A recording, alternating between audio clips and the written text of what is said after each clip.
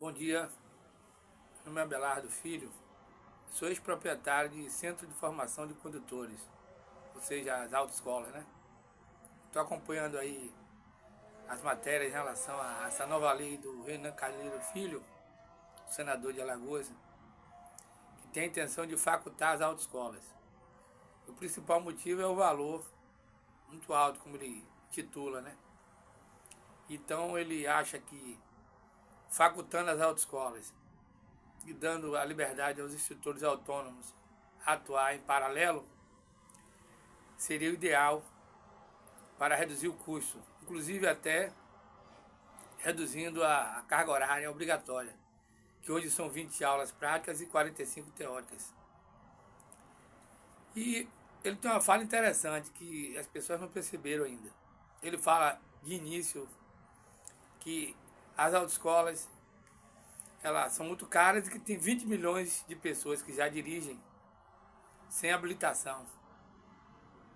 Pô, não estou entendendo. Qual o papel de um centro de formação de condutores? Dar um início no processo de aprendizagem. Se ele já informa que tem 20 milhões de pessoas que já sabem dirigir e são prejudicadas pelo valor da CNH, então ele está mostrando a incompetência do Estado. Ele já mostra que não tem a fiscalização ideal. Até porque, se 20 milhões de pessoas já sabem dirigir, infringir o Código de Trânsito Brasileiro, porque hoje é obrigatório o CFC. Então aprendeu com o tio, aprendeu com o sobrinho, aprendeu com um amigo. O carro não foi fiscalizado, se tinha faixa ao redor do veículo para informar que aquele carro está em aula prática, no trânsito. O carro não tinha freio comando, duplo comando de freio de embreagem, e as pessoas aprenderam a dirigir dessa forma. É preciso entender uma diferença entre a parte teórica e a parte prática.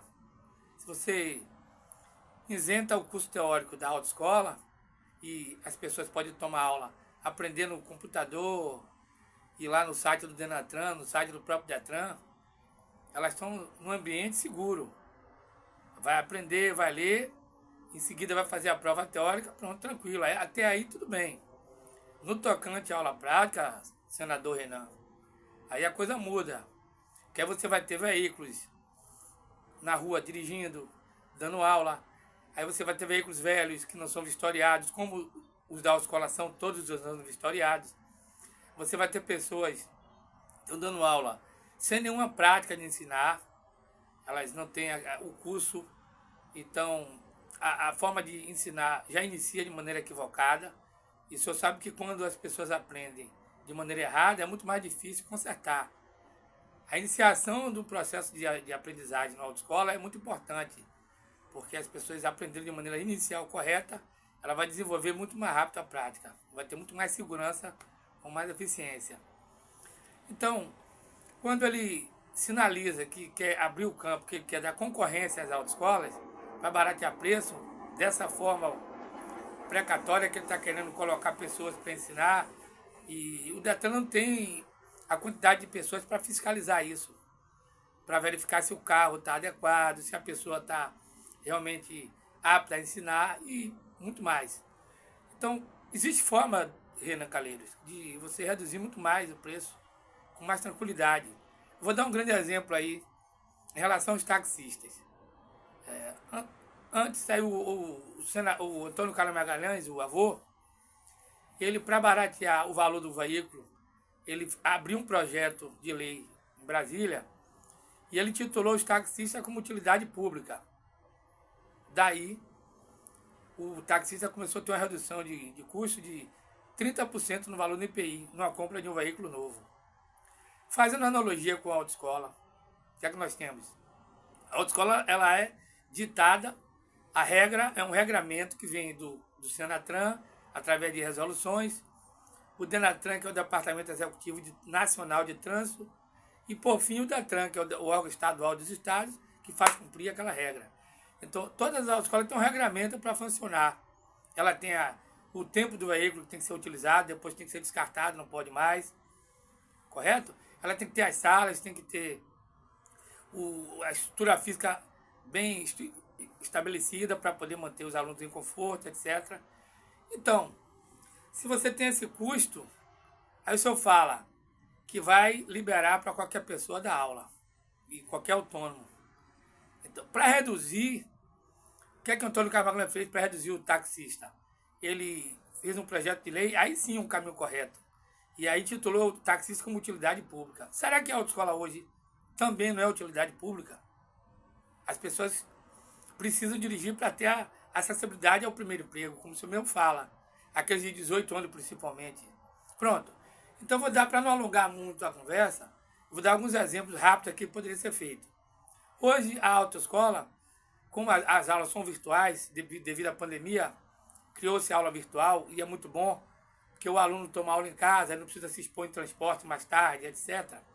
Então, vamos fazer uma revisão nessas portarias estaduais ou nas resoluções. Ora, se a autoescola não dá mais aula prática numa sala de aula, não precisa exigir a sala de aula. Vou dar poucos exemplos aqui para não alongar muito. E tem muitas coisas para se discutir. Isso aí se discute depois com as autoescolas, com os sindicatos, com as federações. E aí você parte para o veículo. Se o governo hoje dá uma isenção de 40% no valor de um veículo novo para um CFC, esse desconto ele pode ser revestido no valor final da carteira de SNH. Em vez de você liberar para todas as pessoas da aula, tudo muito informal, sem um controle de quem vai dar, não vai ter uma sala de aula, não vai ter um estabelecimento físico para as pessoas ter alguém para recorrer, vai ficar tudo desorganizado. Então o que é que se faz? Reduz o preço do veículo, tipo 40% do valor de IPI para um veículo de autoescola em aula. Em seguida, o próprio Estado não deixa o valor final na mão do CFC. Cria-se uma tarifa pública. Uma tarifa pública significa o seguinte, um estudo do governo junto aos sindicatos, às autoescolas, às federações, devido à redução de custo que foi intitulada aos próprios donos de CFC, esse valor será repassado para o valor final da CNH. Então, mantém-se a autoescola obrigatória e reduz o custo drasticamente. É necessária uma conversa entre as partes, porque se não houver conversa, for radical, como o senhor está querendo botar goela abaixo, vai ser um caos no trânsito. As pessoas vão aprender a dirigir de maneira equivocada e logo antes até de fazer o exame, que o senhor fala que o exame que é importante, aí fica bonito para todo mundo ouvir.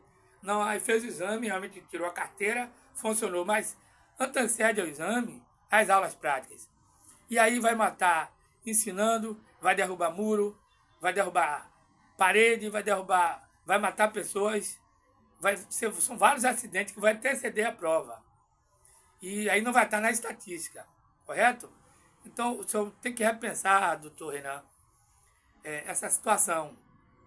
Converse com os proprietários de autoescolas, converse com os sindicatos, com as federações. Nós fazemos isso todos os dias.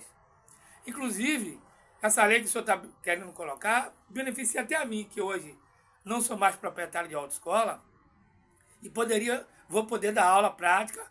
Já estou com o meu cadastramento no Detran e tudo, mas está equivocado. A autoescola é necessário. É preciso manter a autoescola viva e sendo fiscalizada, que assim ela vai poder repassar uma boa qualificação. É um livre comentário, um comentário meu como instrutor. E inclusive as autoescolas empregam muita gente. A autoescola paga o plano de saúde, ela é o 13º recolhido. São vários custos em benefício ao próprio instrutor. Então eu, como simples brasileiro, eu peço encarecidamente aí que o senhor tenha mais atenção nessa tratativa. Muito obrigado e bom dia a todos.